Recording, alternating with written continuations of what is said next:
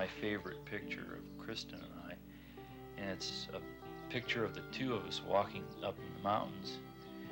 And every time I think about her hearing loss and subsequent speech loss, I think of that picture because it was the start of my really enjoying, because she was showing me things that the way she saw them, and she'd point at things, and she didn't know the words for them, but she'd point at them and it'd draw my attention.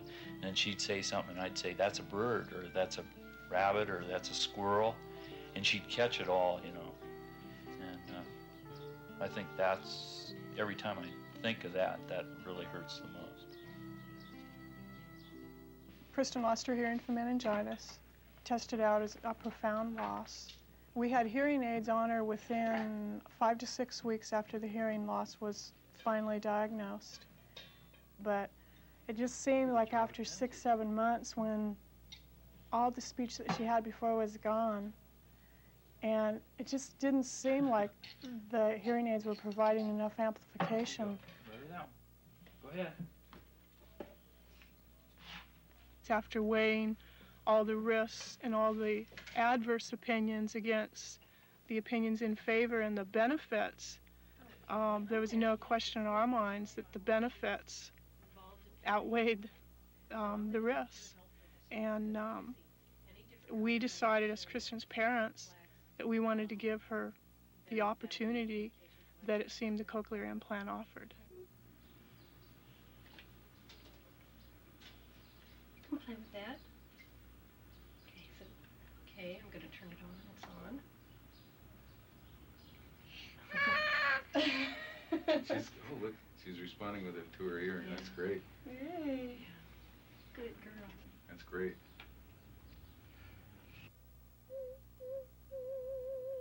Another big smile. Did you hear it? Huh? Well, there's the dog. The doggy. Yeah, you forgot about him. He goes, So rather than say, well, let's wait and see what happens, and gosh, they'll make it smaller and they'll get better frequency ranges, let's just give her the best that seems to be available at the time and let her work with that. And then later on, if improvements are made and it looks like, you know, some changes should be made, well, then we'll think about it. Could you tell me what happened yesterday afternoon after you left the therapy? She had the unit on all day until about 7:15 last night. So that'd be about 11 hours? Yeah. Yeah, we put her on at about 8:30 in the morning to, yeah. Okay. That's excellent. We didn't reject it at all. And I was just trying to think. Seems like she's vocalizing a little bit more. Seems quiet. Right This now morning, she certainly yeah. does, yeah. But in the car she was vocalizing quite a bit. And she had pulled the hearing aid out and still continued to vocalize. Oh. Where before the implant, we'd only notice a lot of vocalization when we put that left hearing aid on. So. What did she seem to be vocalizing in the car? Just, you know, nonsense conversation. Is that her typical Yes. babbling type behavior? She was doing more or different sounds, Ah, a little bit different sounds Uh-huh. than normal. Oh, she did this morning when I had the unit out on the dresser to put on her. She, before it was even on, she picked up the mic and started, you know, like kind of mouthing a little bit. And then I put the coil on her and turned it up slowly, and we kind of played with that for a while. Did you see any change as the sound She went kind on? of smiled a little bit, but I didn't see any really dramatic change at that time. Because yesterday when we set the unit up a little bit, I noticed she seemed a little more perplexed by it, and she became significantly quieter. But then as we gradually got it up again, she accepted it fine. I haven't noticed any, you know, nothing to, I don't think she's been disturbed by anything. She was tired in the afternoon session. Yeah, we had a busy yesterday. day. Yes. And then I thought she was going to fall asleep in the car, but she didn't. No. We had a busy day. She's making nice progress right now. She's accepting the implant well. She's wearing it just about all waking hours, and that's excellent for being the third and fourth day with the implant. Look at Sonora when she was a baby. So little. She was a baby, yeah. We could get into a whole conversation about should parents have rights to make such decisions for their children. Well, my 2.5-year-old hearing impaired child's certainly not going to. She doesn't know how to make those decisions. So we always make decisions for our children. You know, we potty train them at a certain age, and so they don't like it. Let them sue us later on. I don't care. Who's that? Doggy. Your doggy, right? But it does take time, and it's ongoing. It'll never stop, I don't think. Who's that?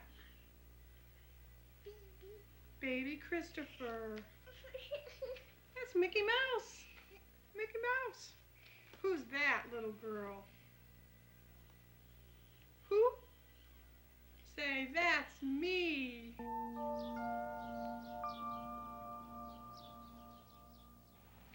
The history of the cochlear implant really starts in 1956 when DeGerno and Ayers in Paris implanted 2 patients. Now that is the way speech appears as an electrical signal. However, it was really not until 1969 when we had implantable materials that were well accepted by the inner ear tissues and therefore not rejected. 1, 2, 3, 4, 5. I don't sound as good as you did. 1, 2, 3, 4, 5. Between 1969 and 1981, hundreds of adult patients were implanted with cochlear implants. From these patients, we learned what the implant could do for the totally deaf. We have not had patients who apparently have had damage to the inner ear by the continued use of the cochlear implant. 2, 3, 4, 5. Well, I came in better there. For this reason, in 1981, we felt that we were ready to begin work with children who were totally deaf. Good, right.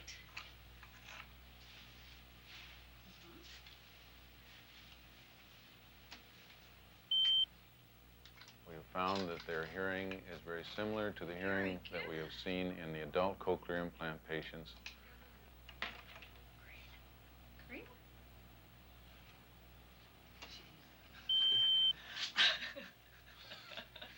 He seems to be hearing that.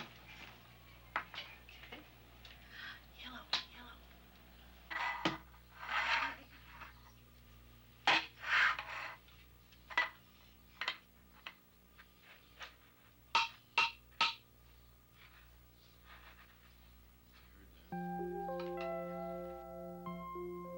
The normal ear receives sound vibrations.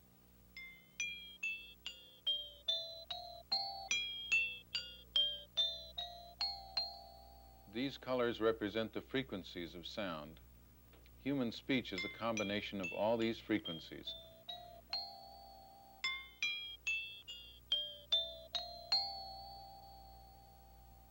These sounds vibrate the eardrum and are strengthened and intensified by the 3 bones of hearing, the ossicles, as they pass through the middle to the inner ear. The inner ear, which consists of a fluid-filled, snail-shaped structure called the cochlea, distributes the low frequencies to the apex of the cochlea and the high frequencies to the base of the cochlea.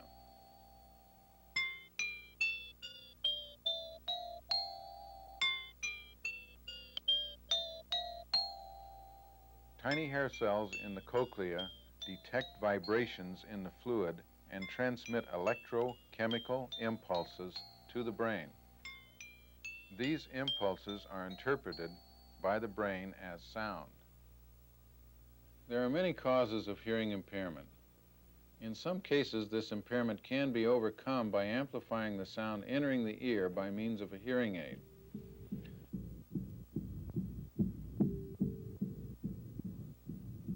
In other cases, the cochlea does not respond to sound vibrations no matter how much they are amplified.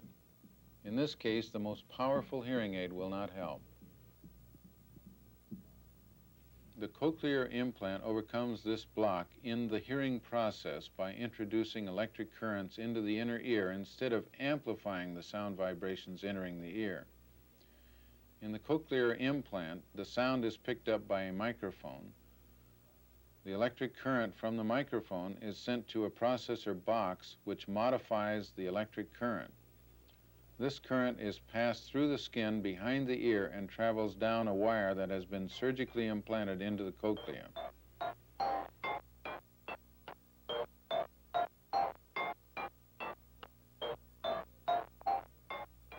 The electric current stimulates the hearing nerves in the cochlea, causing them to transmit impulses to the brain as sound sensations.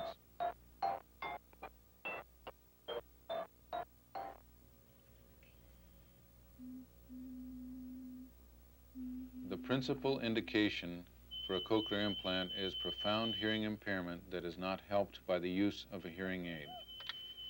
No sound. Listen. The audiometric response without a hearing aid must be 95 decibels or greater. This is considered to be a profound hearing loss. Is there any history of hearing loss in the Yeah, family? we had a genealogical study done, and there's no reason. They said maybe I had a virus that I didn't know of. And we've got a 7-year-old that's fine, so they have no idea. When did he start using hearing aids? He had them fit at 9 months. Okay, so you suspected the loss very early? Yeah, we started having him tested before he was 3 months old. We went to another audiological. Our examination is designed to determine whether or not the implant will provide better hearing for the patient than the most powerful hearing aid. Right after that, he was profound, and he had his aids fit, recommended and stuff at just over 8 months old. He'll be able to pick up the environmental sounds around him. He'll be able to hear your voice.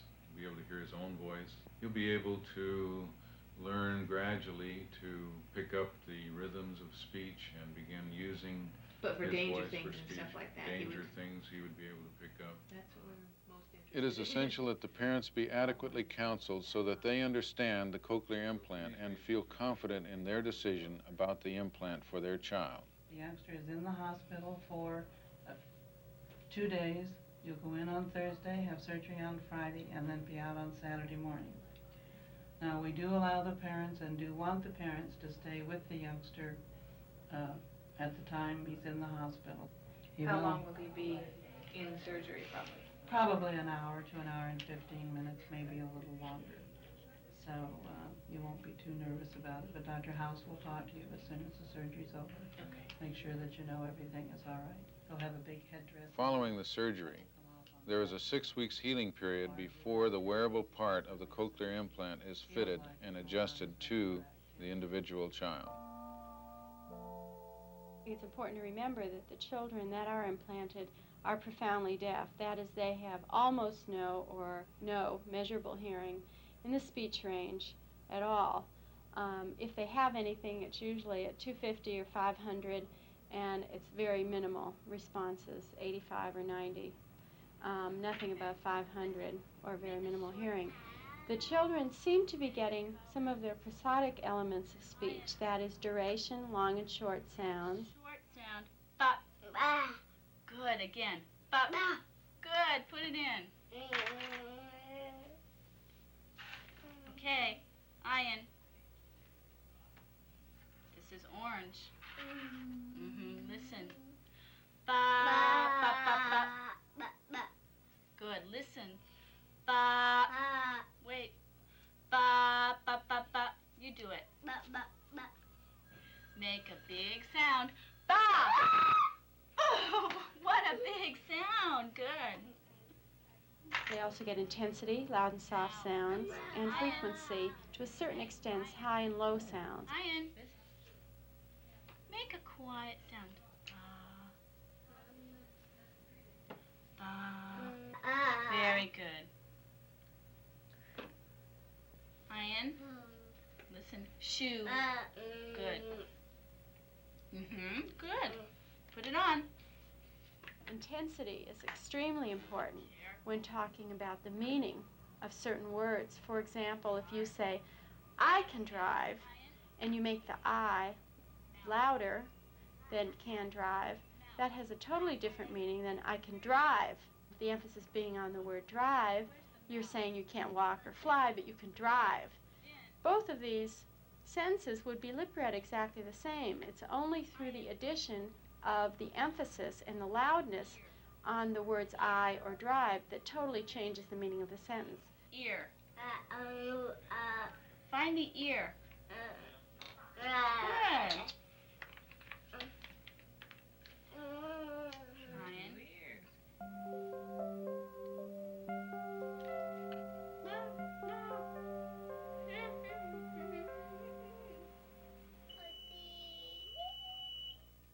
We wanted the implant because Todd is extremely profoundly deaf, and we figured that some sound would be better than no sound at all.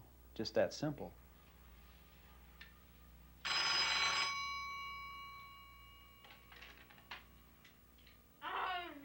The goal was to give him some kind of sound, some kind of input that he didn't have.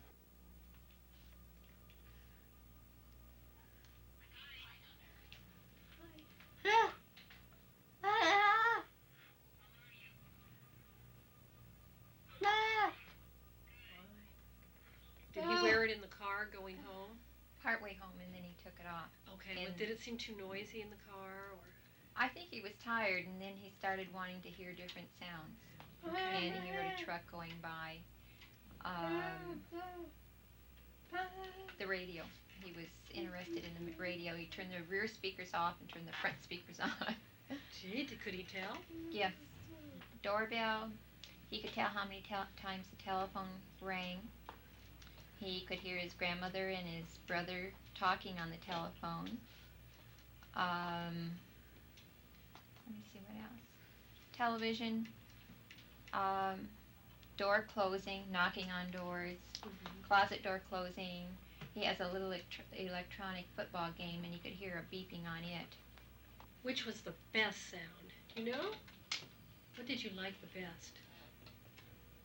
Right here. Right here?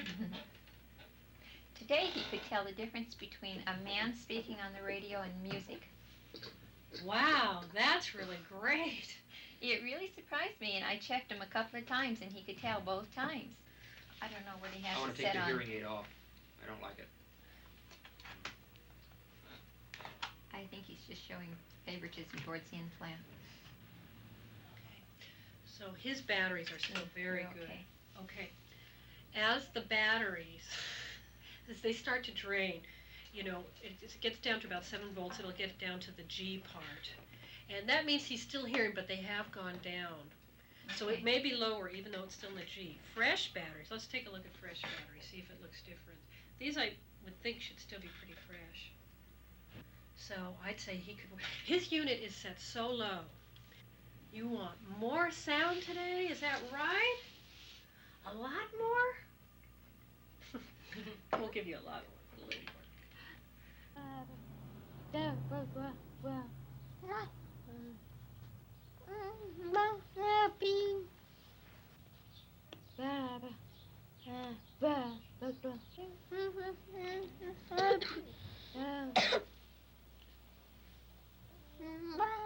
He has at least learned a lot more about what sounds are. He can recognize sounds.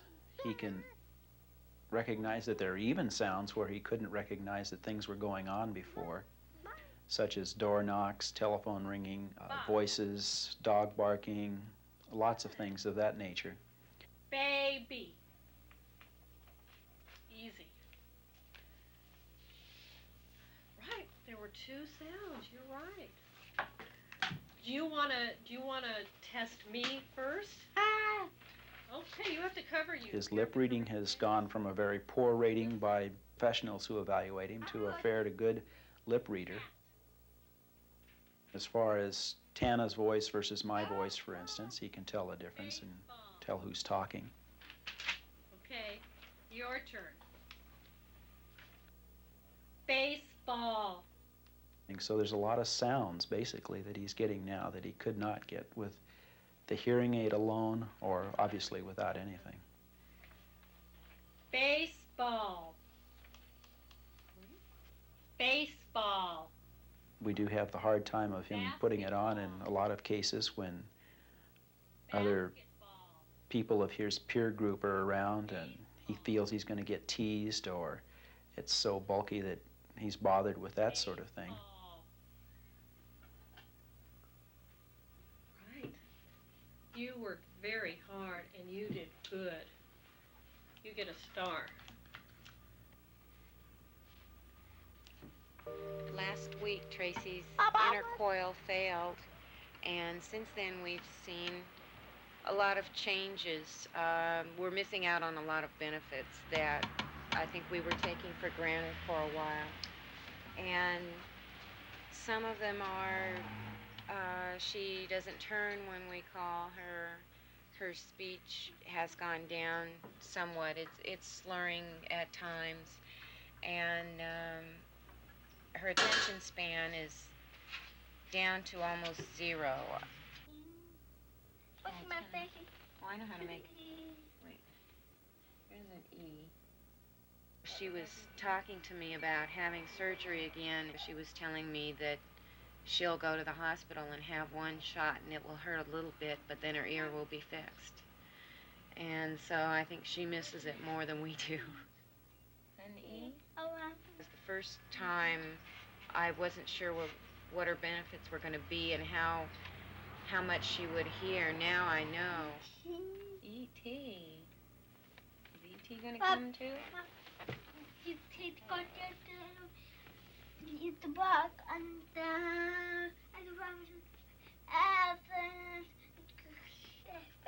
I have one A rainbow? He went home. E.T. went home. I can't wait for her to have it back again because she's a totally different child with the implant on. Mama.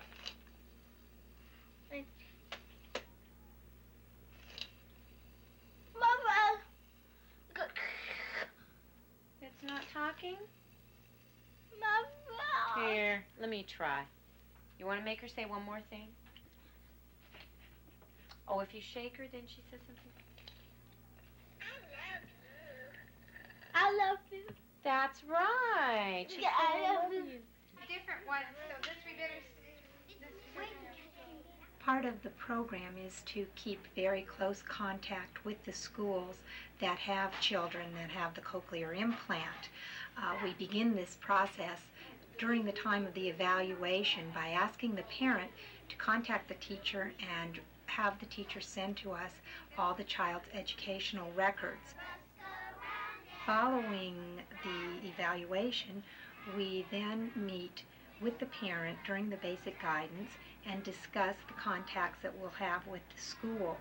The people on the bus go up and down, up and This is all very individual, being that each child's amount of progress that they make is individual, and the type of school setting that is different for each child.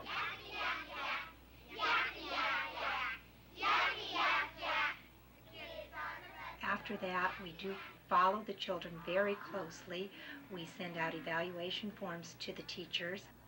We're very interested in seeing how the children can take the skills that they have developed in a one-to-one situation in therapy and how they integrate those into their daily normal activities.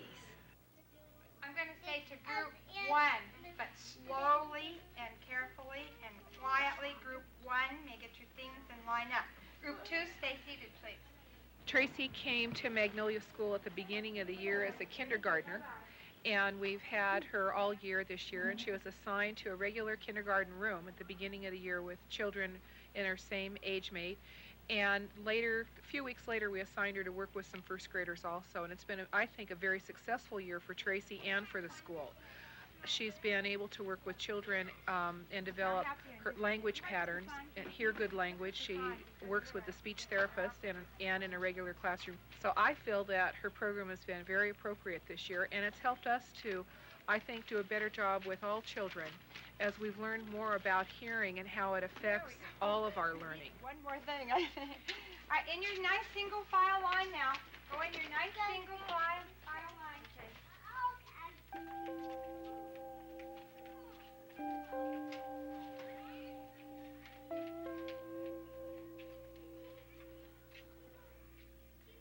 Okay, Susan, I want you to use all the blocks, all of them, okay?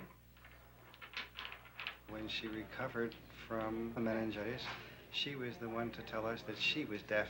We did not know prior to that. Susan wore hearing aids for 4 years, but unfortunately we had so little residual hearing that she was not able to benefit well enough properly from hearing aids. And it was at that point that I decided that another route has got to be available for Susan to try. When I learned about the House Institute here in Los Angeles, we wrote, got a reply, set up an appointment, and had surgery for the implant in April 1983. Susan was stimulated 2 months later in June. And now, just 1 year later, she has far exceeded anyone's expectations with the use of the implant. For us, it's been a great happening. Our daughter can hear. I like the implant better than the hearing aids because with the hearing aids, I could only feel a vibration in my ear, and that bothered my ear a lot.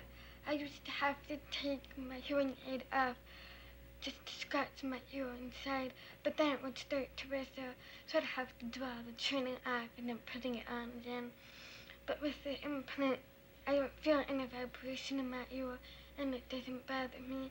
It doesn't hurt like most people think it does. I like it a lot better, and I can hear a lot more sound than I could with my hearing aid. Like, I can hear my dad calling me upstairs, even when I'm watching TV with the voice on. And I can hear my dog barking, and she lets me know when somebody's at the door. She helps me a lot. And so does the implant. So I have to say.